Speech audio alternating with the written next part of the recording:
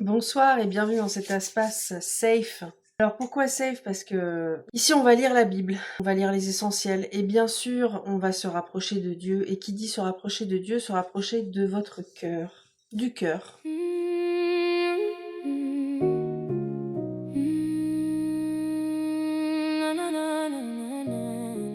Bonsoir à tous, je vous partage un nouveau format, celui de lire concrètement et littéralement la Bible ensemble.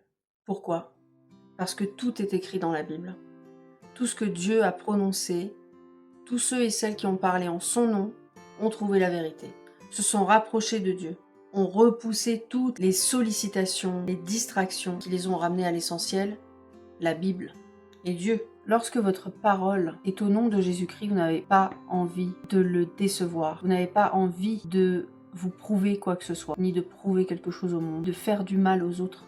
Votre cœur s'apaise, votre esprit s'apaise, votre vie se range d'une façon harmonieuse, tout simplement. Donc je vais vous lire Le Christ et la loi.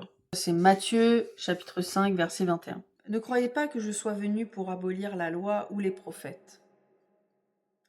Je suis venu non pour abolir, mais pour accomplir. En effet, je vous le dis en vérité, tant que le ciel et la terre n'auront pas disparu, pas une seule lettre ni un seul trait de lettre ne disparaîtra de la loi avant que tout ne soit arrivé. Celui donc qui violera l'un des plus petits commandements et qui enseignera aux hommes à faire de même sera appelé le plus petit dans le royaume des cieux, mais celui qui les mettra en pratique et les enseignera aux autres, celui-là sera appelé grand dans le royaume des cieux. En effet, je vous le dis, si votre justice ne dépasse pas celle des spécialistes de la loi et des pharisiens, vous n'entrerez pas dans le royaume des cieux. Vous avez appris ce qu'il a été dit aux anciens, tu ne commettras pas de meurtre. Celui qui commet un meurtre mérite de passer en jugement. Mais moi, je vous dis, tout homme qui se met sans raison en colère contre son frère mérite de passer en jugement. Celui qui traite son frère d'imbécile mérite d'être puni par le tribunal. Et celui qui le traite de fou mérite d'être puni par le feu de l'enfer.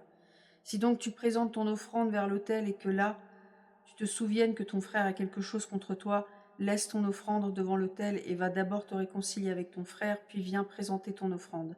Mets-toi rapidement d'accord avec ton adversaire pendant que tu es en chemin avec lui, de peur qu'il ne te livre au juge, que le juge ne te livre à l'officier de justice et que tu ne sois mis en prison. Je te le dis en vérité, tu n'en sortiras pas avant d'avoir remboursé jusqu'au dernier centime. Vous avez appris qu'il a été dit, tu ne commettras pas d'adultère. Mais moi je vous dis, tout homme qui regarde une femme pour la convoiter a déjà commis un adultère avec elle dans son cœur. Si ton œil droit te pousse à mal agir, arrache-le et jette-le loin de toi, car il vaut mieux pour toi subir la perte d'un seul de tes membres que de voir ton corps entier jeté en enfer. Et si ta main droite te pousse à mal agir, coupe-la et jette-la loin de toi, car il vaut mieux pour toi subir la perte d'un seul de tes membres que de voir ton corps entier jeté en enfer.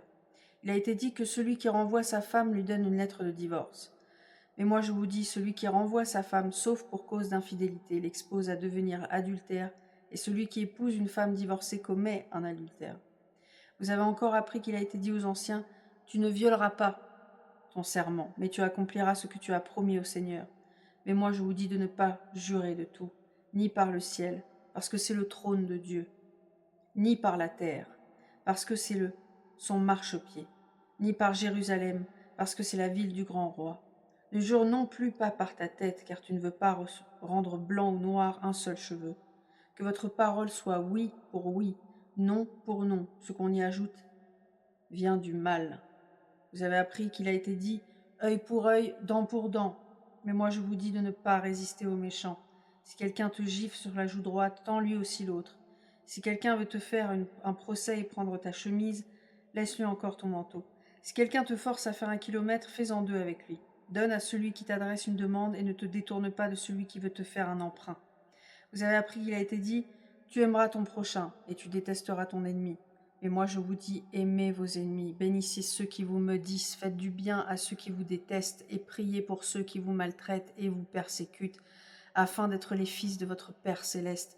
En effet, il fait lever son soleil sur les méchants et sur les bons, et il fait pleuvoir sur les justes et sur les injustes. Si vous aimez ceux qui vous aiment, quelle récompense méritez-vous ?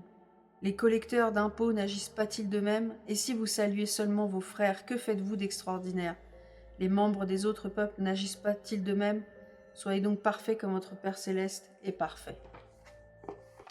Alors évidemment, nos mœurs, les mœurs évoluent toujours, on progresse. Il y a des choses qu'on trouve acceptables, il y a des choses qu'on trouve inacceptables. Ça, c'est vraiment très personnel. Et la Bible nous ramène vers une universalité qui est incontestable. Nous n'avons pas le droit de nous rendre plus importants que la volonté de Dieu. Si nous faisons face à des personnes qui veulent nous anéantir, qui veulent nous détruire, qui sont injustes en fait avec notre justice intérieure, avec notre alignement, pour quelque raison que ce soit, et pour quelles que soient nos raisons d'ailleurs, vous perdrez beaucoup plus d'énergie à vouloir défendre vos propres opinions quand il y a un seul Dieu qui sait exactement qui mérite quoi et qui va payer chaque centime de ce qu'il a fait de toute façon. Donc, ce qui veut dire que lorsque vous voyez finalement quelqu'un qui vous hait, qui veut vous maltraiter, qui vous a abîmé, qui vous a manqué de respect, vous devez en fait rester digne et noble au nom de Jésus-Christ, au nom de Dieu.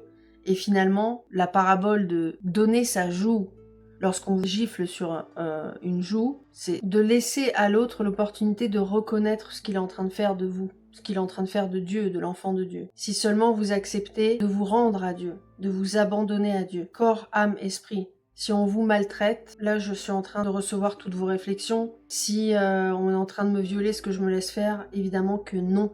Si vous avez la possibilité de retourner la situation, évidemment faites-le.